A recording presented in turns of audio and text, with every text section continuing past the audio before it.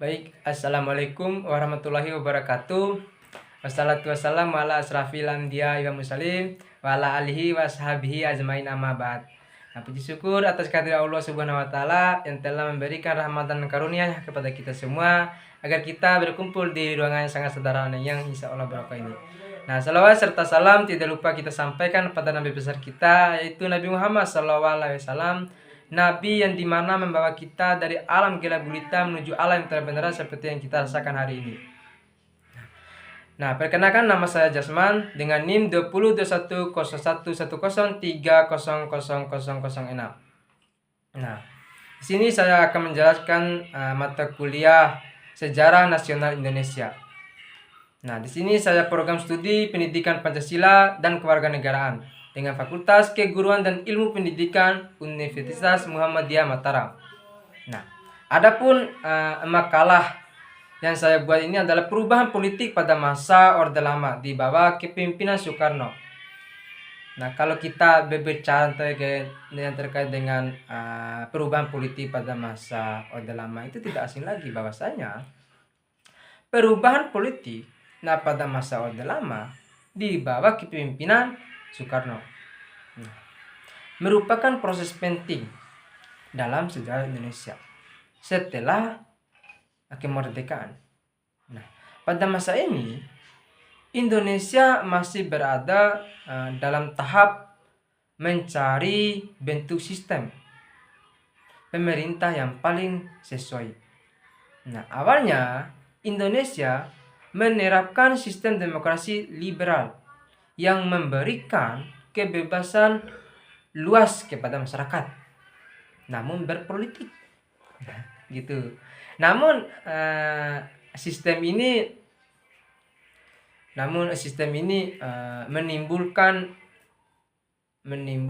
berbagai permasalahan, terutama ketidakstabilitas pemerintah akibat sering pergantian kabinet. Hal tersebut menyebabkan program pembangunan tidak berjalan dengan efektif. Gimana untuk mencegahnya?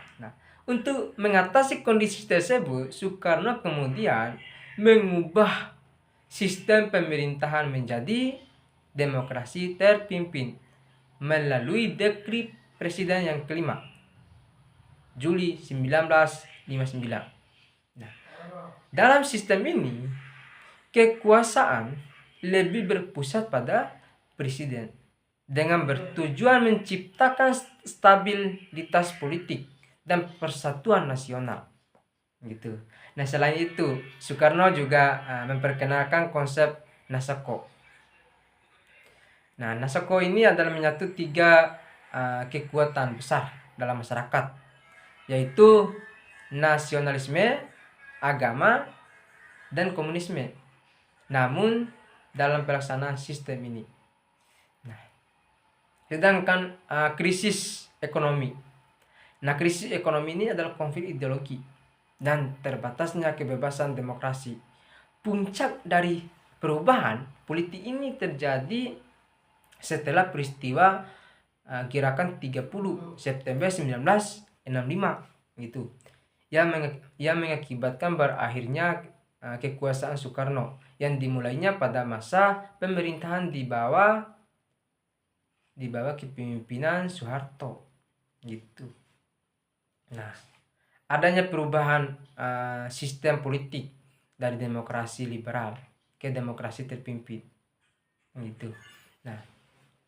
Demokrasi peran presiden dalam pengambilan keputusan politik hanya pengaturan ideologi dalam kehidupan politik, gitu. Stabilitas pemerintah akibat konflik politik, gitu. Memang perang militer mulai terlihat dalam bidang politik waktu itu. Adanya usaha menyatukan berbagai golongan dalam masyarakat, itu dalam masyarakat. Nah, itu adalah poin yang kemudian menjadi pembelajaran kita semua agar kita mengetahui apa yang kemudian menjadi permasalahan, menjadi keadaan dan situasi pada masa perubahan Orde Lama di bawah kepemimpinan Soekarno pada saat itu. Nah, sedang kondisi politik awal kemerdekaan, pada awal kemerdekaan Indonesia, berada dalam kondisi yang sangat sulit. Negara yang baru merdeka harus menghadapi berbagai tantangan besar baik dalam maupun luar. Beberapa kondisi yang dihadapi pada saat itu, yaitu adalah ancaman dari negara asing pada saat itu, terutama Belanda yang ingin kembali menjajah Indonesia. Kalaupun kita membacanya sejarah yang kemudian menjadi peran Belanda ke Indonesia itu cukup konflik sekali, bahwa konflik internal seperti perubahan kepentingan antar kelompok politik pada saat itu, keterbatasan sumber daya manusia dan ekonomi. Nah, belum stabilnya sistem pemerintahan dan hukum. Nah, kurangnya pengalaman dalam mengelola negara merdeka pada saat itu di bawah Pak Soekarno. Nah, kondisi tersebut menyebabkan pemerintahan harus terus melakukan penyesuaian dalam sistem politik untuk mencapai stabilitas. Hal ini menjadi alasan utama terjadi berbagai perubahan politik pada masa Orde Lama. Pada masa Orde Lama ini dipimpin oleh Pak Soekarno. Nah, akhir-akhir masa Orde Lama inilah. Masa Orde Lama berakhir setelah terjadinya gerakan 30 September 1965 yang menyebabkan krisis politik besar di Indonesia. Nah, peristiwa ini mengakibatkan lemahnya kekuasaan Soekarno dan muncullah kekuasaan baru yang dipimpin oleh Soeharto pada saat itu. Dan misalkan pada masa Orde Lama dipimpin oleh Pak Soekarno, pada masa Orde Baru dipimpin oleh Pak Soeharto. Nah, peralihan kekuasaan ini menandai berakhirnya Orde Lama dan memulai masa Orde Baru dengan sistem politik yang berbeda. Nah, analisis politik perubahan politik Orde Lama. Nah, jika dianalisis secara keseluruhan, perubahan politik pada masa Orde Lama menunjukkan bahwa Indonesia sedang berada dalam proses pencarian sistem politik yang ideal pada saat itu, masa Orde Lama.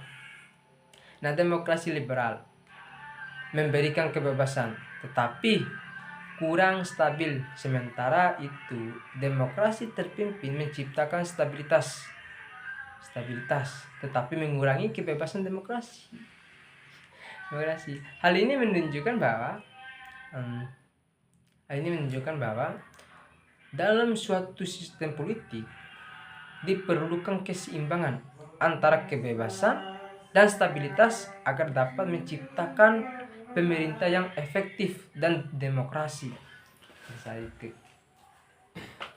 Nah, bahwa perubahan politik pada masa Orde Lama di bawah kepemimpinan Soekarno menunjukkan bahwa Indonesia sedang berada dalam proses pencarian sistem pemerintah yang paling sesuai setelah kemerdekaan. Itu pada saat itu kalau kita membacanya sejarah nasional Indonesia itu. Nah, dan kemudian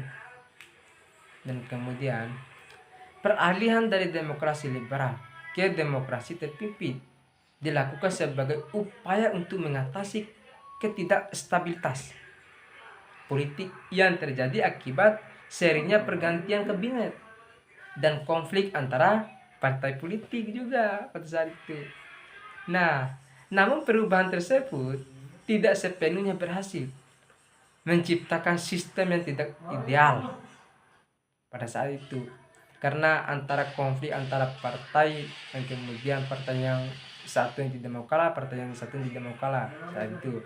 Nah, demokrasi terpimpin memang mampu menciptakan stabilitas dalam jangka pendek, tetapi juga menimbulkan berbagai permasalahan seperti terbatasnya kebebasan politik, dominasi kekuasaan presiden, serta meningkatkan konflik. Nah, ideologi dan masyarakat. Nah, selain itu kondisi ekonomi memburuk dan turun memperparah situasi politik pada masa tersebut.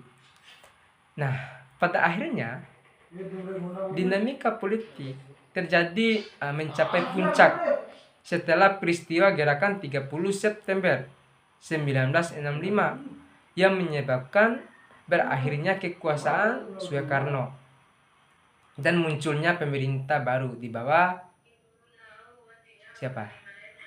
Orde Baru dibawa oleh Soekarno. Nah, dengan demikian masa Orde Lama memberikan pelajaran penting bagi Indonesia tentang pentingnya keseimbangan antara stabilitas politik dan kebebasan demokrasi, dan membangun sistem pemerintahan yang kuat dan berkelanjutan pada saat itu. Nah, kalau kawan-kawan ingin membahas terkait dengan Orde Lama dan Orde Baru, ada sejarahnya, saya rekomendasi buku Demokrasi Republik Indonesia, ada di sana apa yang kemudian menjadi ada di sana. Nah, jadi saran kita sebagai masyarakat Indonesia itu yang pertama, masyarakat harus memahami sejarah bangsa. Sedangkan yang kedua, pemerintah harus menjaga stabilitas politik. Sedangkan yang ketiga adalah demokrasi harus dijalankan secara seimbang. Itu adalah saran dari kami sebagai masyarakat. Nah, kalaupun ada yang kemudian menjadi legitimasi daripada perkembangan yang kemudian menjadi tolak ukur daripada saran ini adalah untuk bagaimana kita ini menstabilkan perubahan di Indonesia. Mungkin itu saja penjelasan singkat dari saya. Sekian, bila sebil haq fasabil khairat. Wassalamualaikum warahmatullahi wabarakatuh.